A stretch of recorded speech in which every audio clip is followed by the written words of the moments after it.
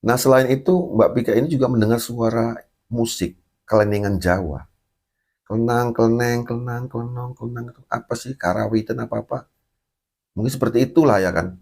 Jadi, suasana di kuburan itu menjadi bertambah seram. Adanya pohon beringin yang besar, adanya pohon asam, kemudian suasana yang mulai gelap, suara jangkrik emang kiri, ditambah lagi suara kelenengan Jawa di tengah hutan.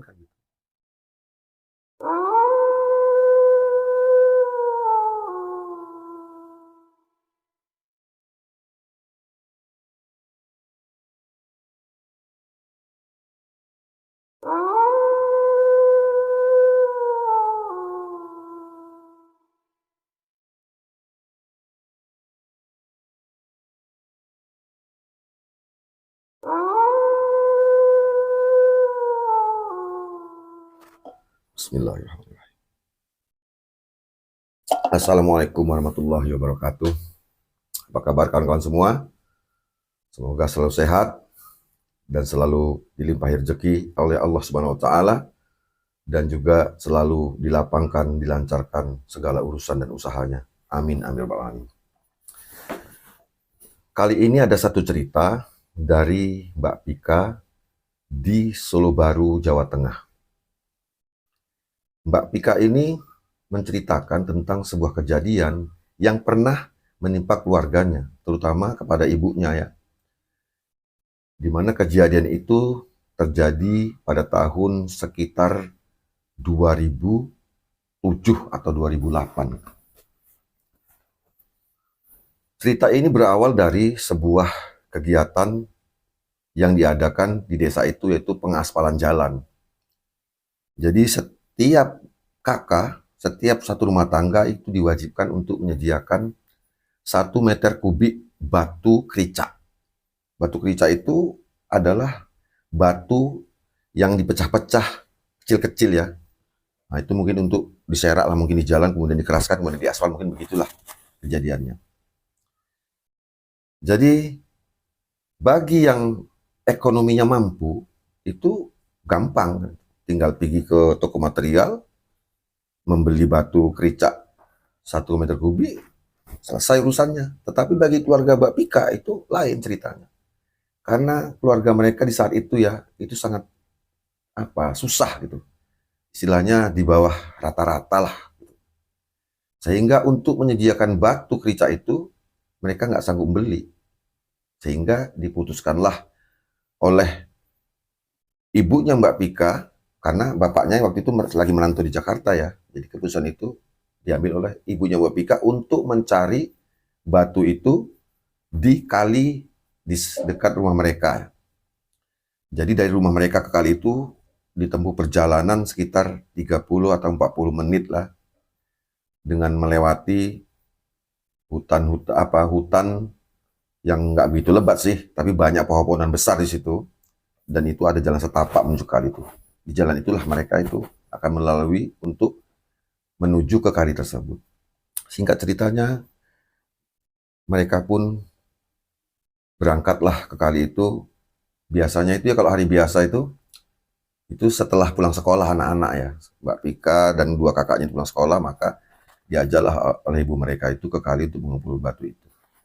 Begitu seterusnya, kumpulan batu, rame-rame, anak beranak, kan itu kan nanti dikumpulkan itu ditaruh di ember, ada yang di keranjang, nanti setelah cukup isi ember itu, nanti ibunya nanti menyungginya itu. Kalau nyunggi itu ke bahasa Sumatera itu menjunjung ya, menjunjung. Nah nanti abang-abang yang Mbak Pika itu, kakaknya itu akan menggendong batu itu. Begitu seterusnya, hari berhari, berminggu gitu kan, karena banyak sih 1 meter kubik batu kerica itu, batu pecahan itu kan banyak, jadi nggak bisa disediakan dalam tempo yang cepat itu. Jadi begitulah berhari-hari mereka kerjakan itu. Dan mereka selalu melalui jalan yang tadi itu ya, yang hutan di pinggir jalan kiri kanannya itu ya. Hingga suatu ketika Mbak Pika ini berdua aja sama ibunya untuk mengumpulkan batu itu di kali, karena abangnya lagi ada kerjaan lain. Jadi mereka berdua lah, Mbak Pika sama ibunya itu, menuju ke kali itu mengumpulkan batu. Nah biasanya kan setelah itu eh, pulang itu kan tetap melalui jalan yang biasa yang mereka lalui waktu pergi ke kali itu tadi kan. Tapi pada saat itu tidak. Nah, waktu itu saking asiknya mereka mencari batu itu, dan piginya pun agak terlambat, itu sekitar apa ya, mau asar ya piginya, jadi agak terlambat. Sehingga waktu yang dibutuhkan untuk mencari batu itu kan lebih lama dari biasanya. Artinya tidak seperti kalau pergi ba'da juhur itu kan. Jadi batu itu lebih banyak didapat kalau kita perginya ba'da juhur. Nah, hari itu mereka hampir isya, hampir asar itu mereka baru berangkat.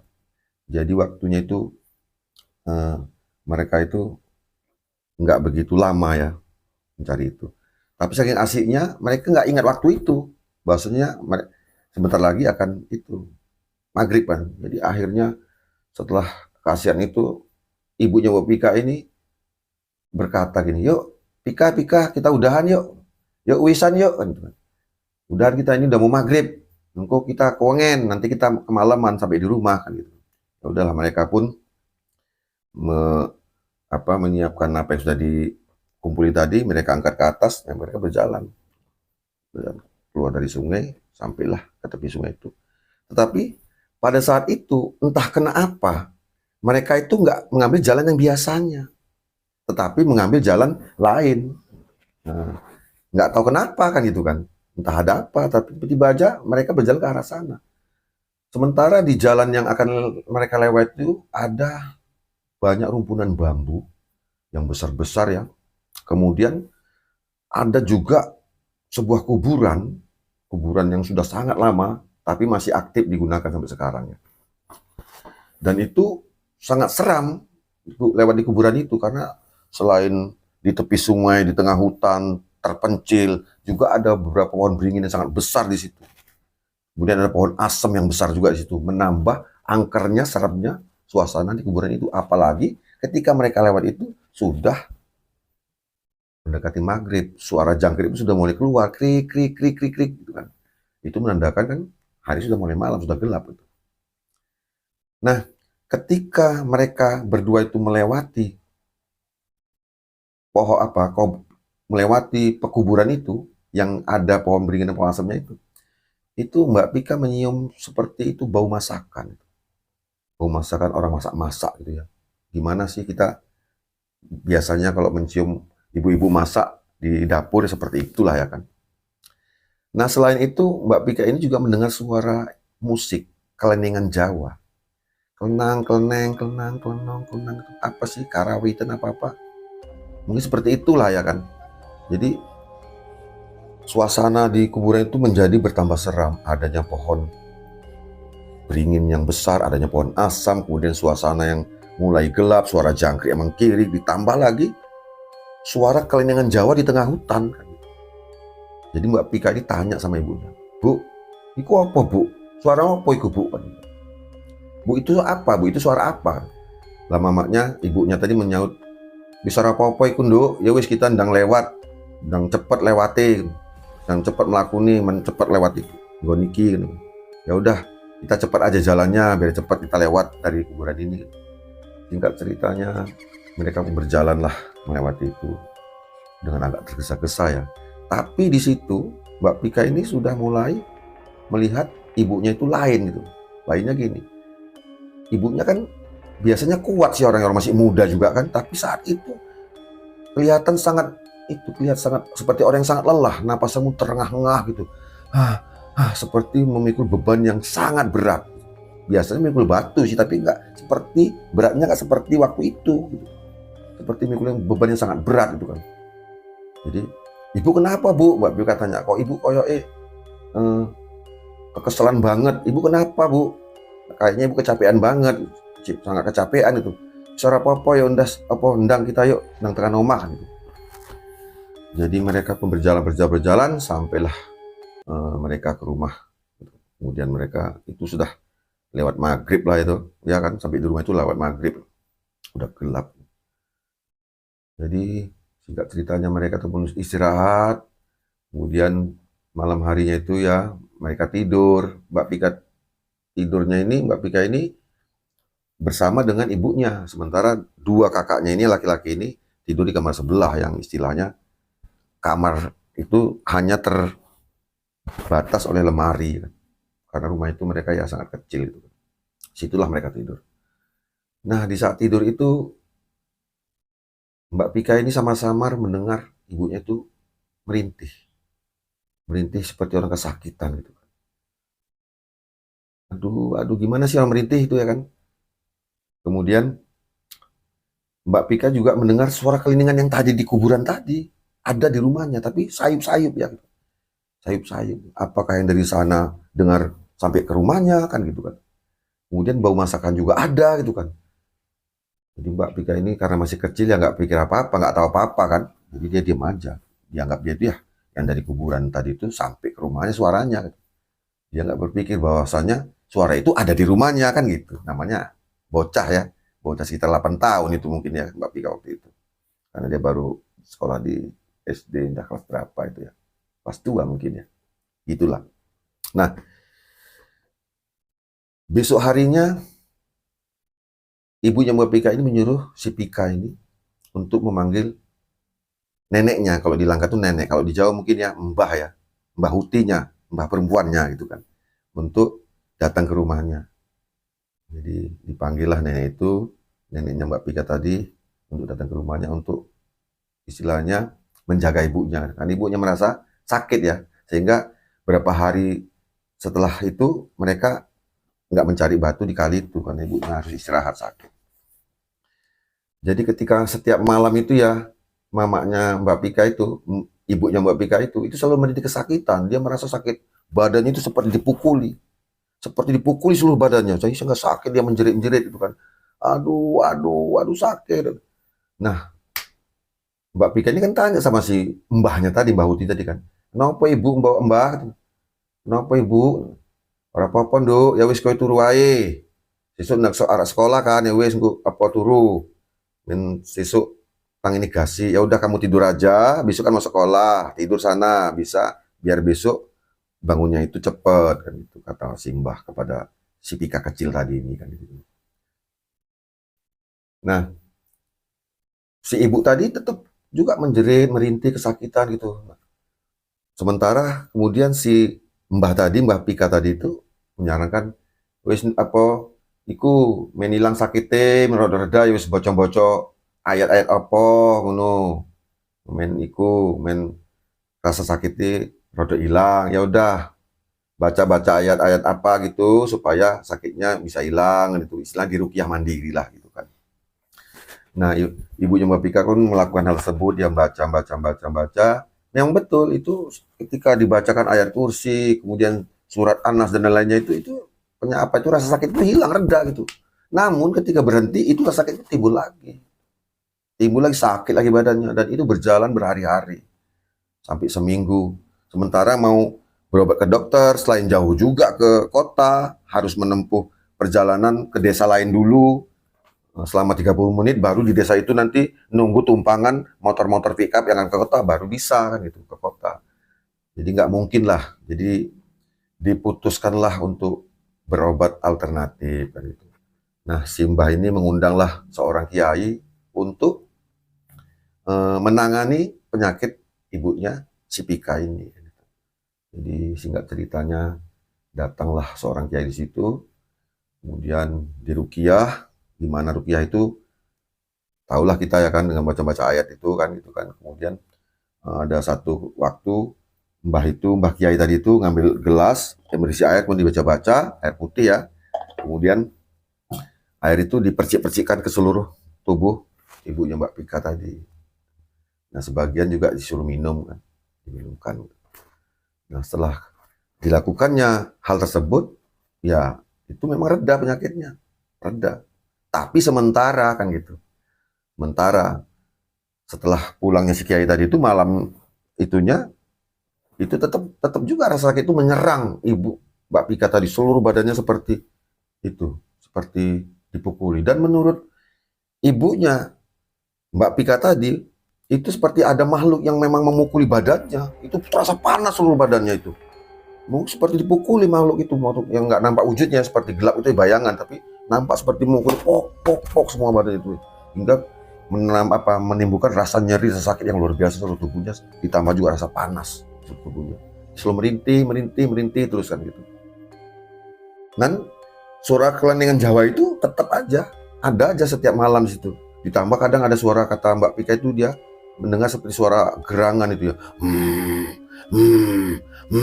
kan gitu. Di samping itu makhluk itu mengkuli itu ada seperti suara seperti itu.